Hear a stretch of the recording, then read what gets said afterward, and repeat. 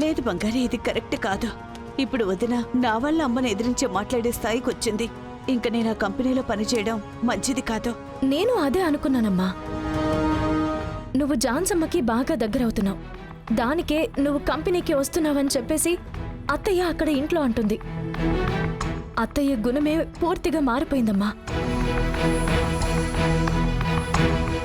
నాకు కూడా నువ్వు కంపెనీకి రాకపోవడమే మంచిదనిపిస్తోంది. మనం ఇంకా వేరే దారి ఏమైనా ఉందేమో అని చూద్దాంలేమ్మా. అమ్మా, నువ్వేం తప్పుగా అనుకోకమ్మా. ఏ బంగారి, కరెక్ట్ డెసిషన్ తీసుకున్నావు. నాకు కూడా అన్నయ్య జరిగిందంతా చెప్పారు. నేనది మాట్లాడకూడదని దాచిపెట్టాను, కానీ నువ్వే మాట్లాడేశావు. నేనే ఈ మాట చెప్దామనుకున్నాను, నువ్వే చెప్పేశావు.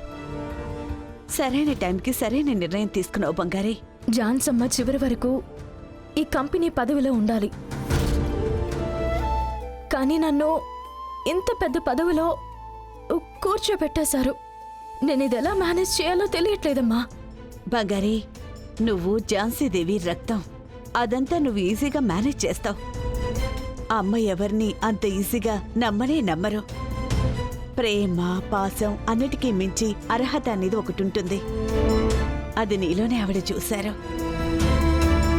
అమ్మ ఉన్న పదవి నువ్వు మాత్రమే భర్తీ చేయగలవు. జాన్సమ్మ నన్ను చాలా నమ్ముతున్నారమ్మా.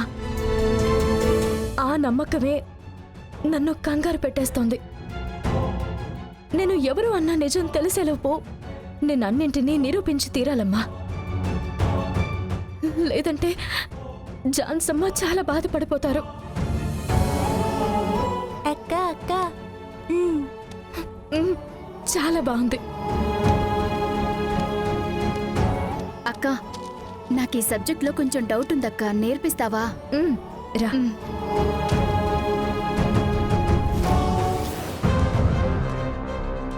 జయరాణి అక్క,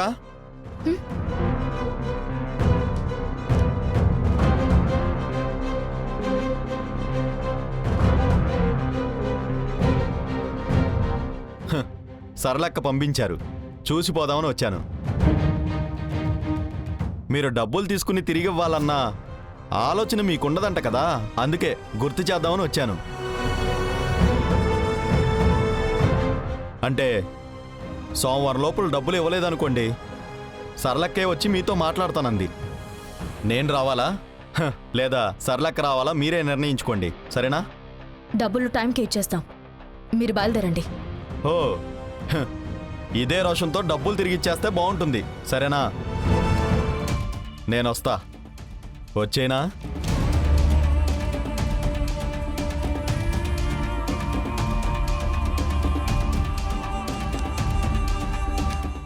ప్రతిసారి ఇలానే చూస్తున్నాడు పోరంబోకు వెధవ.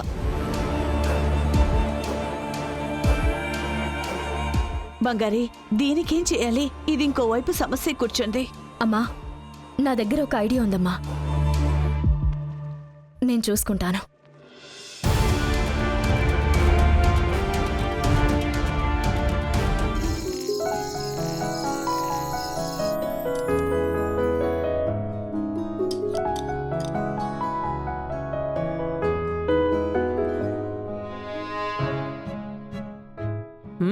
బంగారి, నువ్వు కూర్చో, తిను.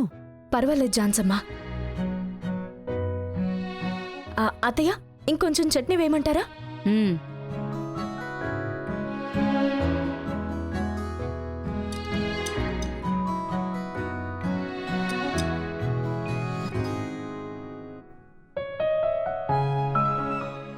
బంగారి, నాకు ఇంకొక దోశ, కొంచెం క్రిస్పీగా. ఇప్పుడే తీసుకొస్తాను.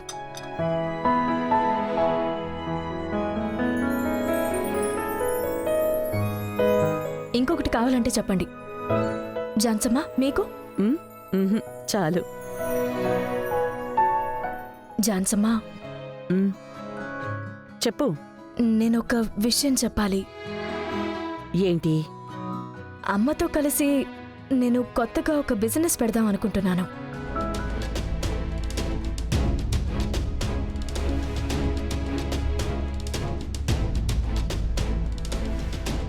బిజినెస్ మొదలు పెడతావా? ఏ ఉన్న పనులు సరిపోవా నీకు? ఇంత పెద్ద పదవిని పక్కన పెట్టేసి బిజినెస్ చేయబోతున్నావా? చూసారత్తయ్య, ఇది తను మీ మాటకిచ్చే మర్యాద. తనక మీరంత పెద్ద బాధ్యతనిచ్చింది. మీనా, వదిలే, నేను మాట్లాడతాను. బంగారి, ఇప్పుడు నువ్వు బిజినెస్ చేయాల్సినంత అవసరం ఏం వచ్చింది చెప్పు? పైగా మన కంపెనీ ఉంది కదా. అది నా కోసం కాదు జాన్సమ్మ, మా అమ్మ కోసం. నాకంటూ ఒక గుర్తింపు ఉంది, అలాగే మా అమ్మకి ఒక మర్యాద ఉండాలి కదా. అమ్మకి ఇంట్లో బాగా బోర్ కొడుతుందంట, ఏదైనా చేయాలనుకుంటుంది. దానికి నేను చేయగలిగిన సపోర్ట్ చెయ్యాలి కదా జాన్సమ్మ. ఆవిడ తనకి తానుగా ఒక గుర్తింపు తెచ్చుకుంటే అది ఆవిడ గౌరవాన్ని, మర్యాదని పెంచుతుంది కదా. బంగారి, నువ్వు మీ అమ్మకు సపోర్ట్ చేయడానికి వెళ్ళిపోతే ఆఫీస్ పనులంతా ఎవరు చూసుకుంటారు?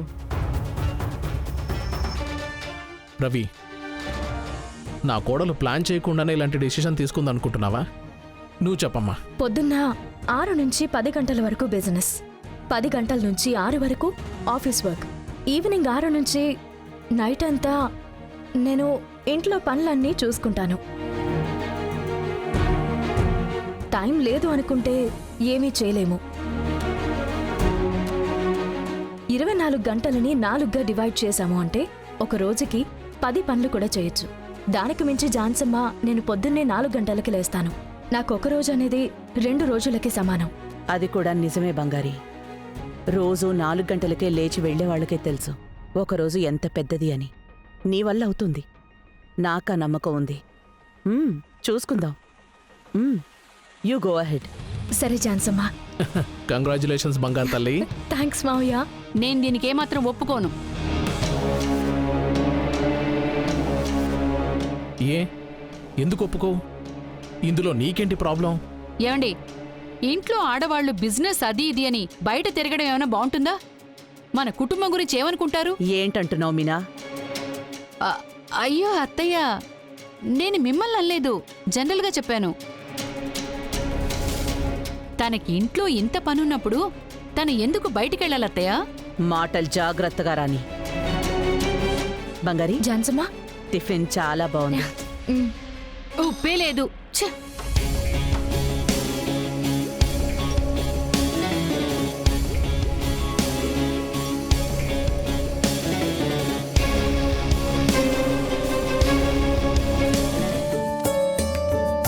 అమ్మా, బంగారి, ఇవ్వండి. ఏంటి ఇదంతా? అమ్మా, ఇంకా కొన్ని థింగ్స్ ఉన్నాయి, రండి.